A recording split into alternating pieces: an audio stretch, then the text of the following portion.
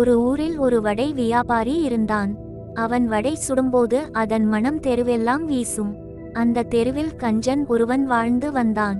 அவன் வடை வாங்க மாட்டான், ஆனால் தினமும் வடை சுடும் இடத்திற்கு அருகே நின்று அந்த வாசனையை மட்டும் நீண்ட நேரம் ரசித்துவிட்டு செல்வான். இதை கவனித்த வியாபாரிக்கு கோபம் வந்தது. நீ தினமும் என் கடையோரம் நின்று வடையின் வாசனையை அனுபவிக்கிறாய், அதனால் நீ எனக்கு பணம் தர வேண்டும் என்று கேட்டான். கஞ்சன் மறுக்கவே இருவரும் மரியாதை ராமனிடம் சென்றனர். மரியாதை ராமன் இருவர் பக்க நியாயத்தையும் கேட்டார். பிறகு கஞ்சனிடம், உன் பையில் இருக்கும் நாணயங்களை எடுத்து சத்தமிடு என்றார்.